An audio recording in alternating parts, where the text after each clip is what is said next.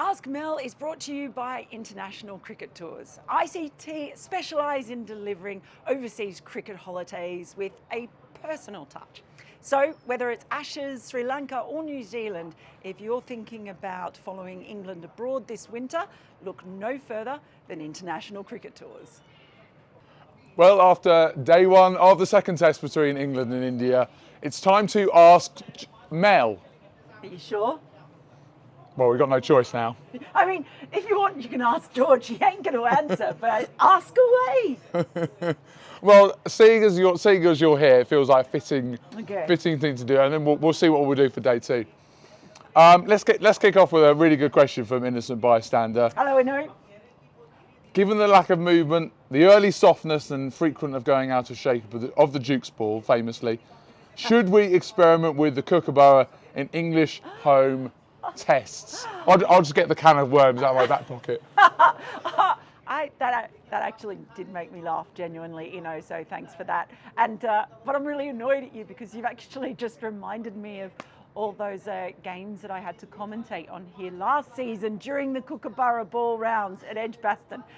And I really didn't need to remember those, so you can take that suggestion and shove it, basically. It is really funny, isn't it? At the moment, I've just been down at Taunton where everyone has been playing with the Cookabara balls, and it does seem so ridiculous in so many ways that all the players that it's designed to help get better for Australia and get experience with are all playing here with the Duke's ball. So it's dripping with irony all over the place, isn't it? But Yeah. It looks like a great batting track.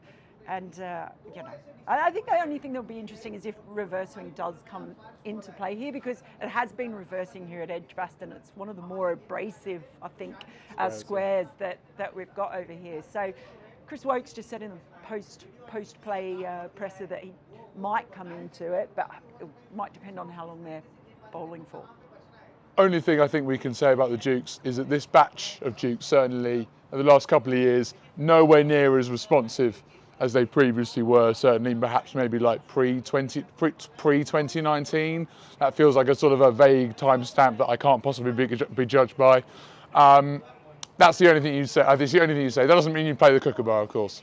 But the irony is that the Cookabara now, that they use in Australia, it has a slightly more pronounced seam, and it actually has been doing a little bit more out there, and they've been finding it's not necessarily the out-and-out fast bowlers, but it's those Scott Boland type bowlers who you can move it around a bit who are doing well. Maybe there is emerging, and at some point we're going to end up with a Cookabara.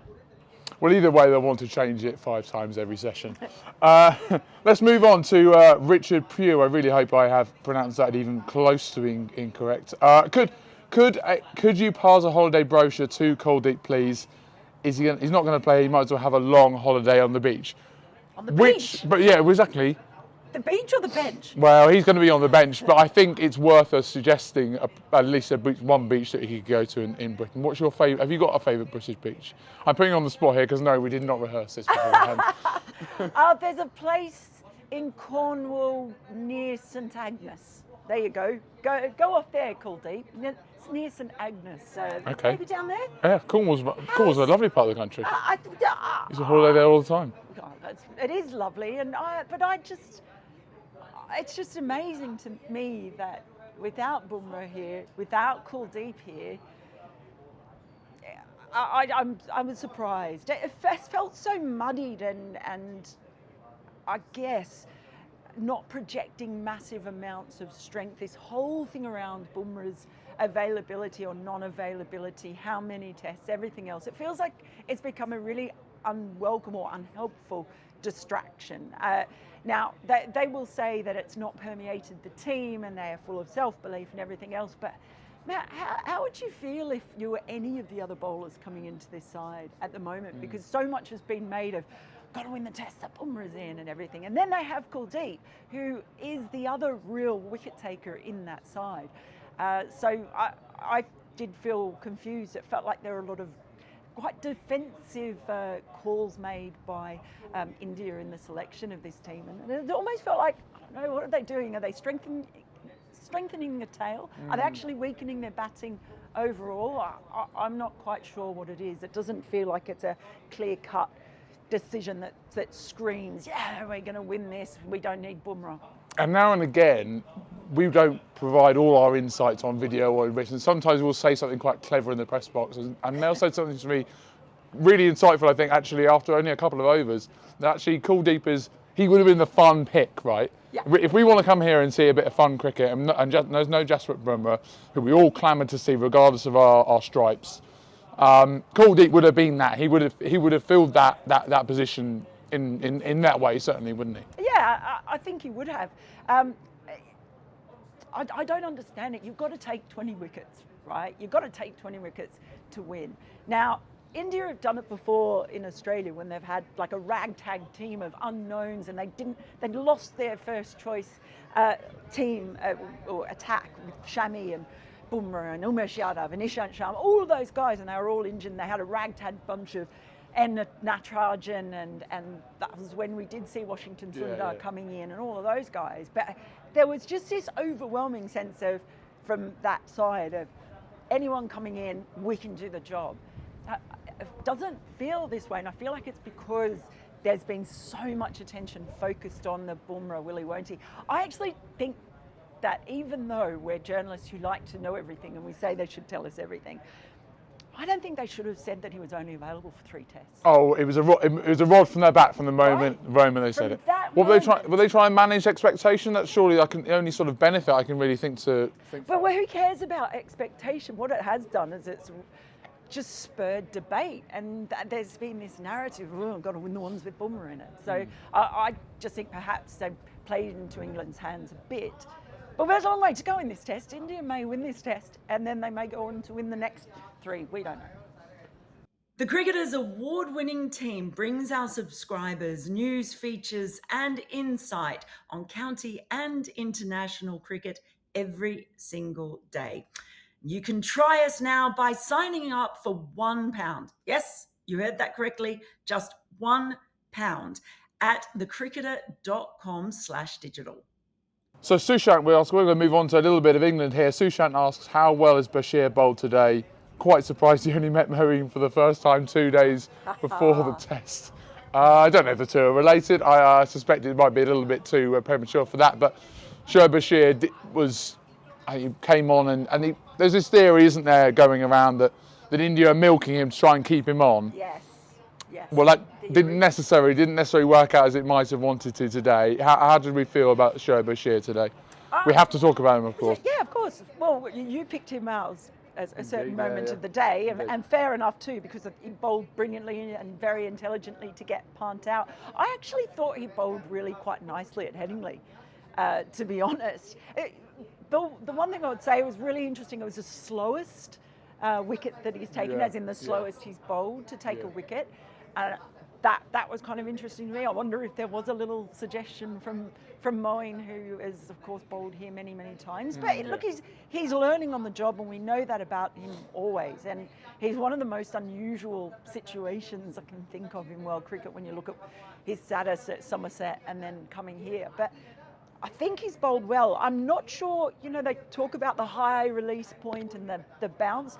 We were having this discussion in there about how many wickets does he take because of his high release point and the extra bounce. And I don't know if he takes that many, but what he is doing is he's actually learning, and it's difficult to learn your craft at the top. I don't know, it continues to fascinate me, but I thought he bowled well today. And I think the point you make about the aesthetics is the reason why the little tweak in terms of speed is so important, because it kind of it shows us, maybe not for the first time, maybe I've just not noticed it, and maybe none of us have, is that it was a way of taking a wicket that we haven't necessarily been able to appreciate before, because we've always focused so much on the release point, the bounce he's going to get inevitably in Australia, where he's going to take 50 wickets and winning in the Ashes.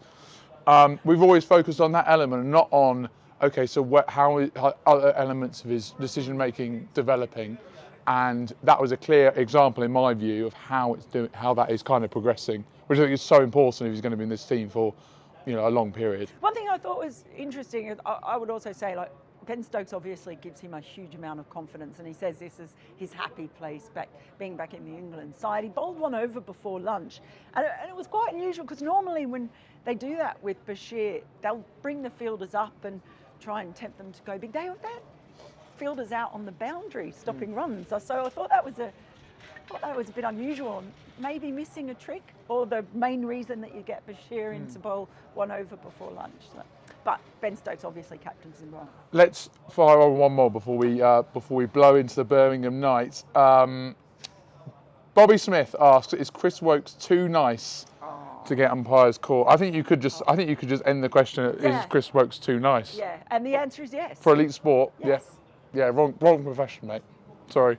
Poor Chris. At 36 years old, he's made a bad call. I love. Yeah, everyone knows I love Chris Woakes, but I mean, the thing that I took away from that, yes, he was very lucky. It's probably the most annoyed we've ever seen him look. I think, you know, there's somewhere the sight of Chris Woakes being angry. A fairy has died, and a unicorn has lost its horn, because not all is not right with the world.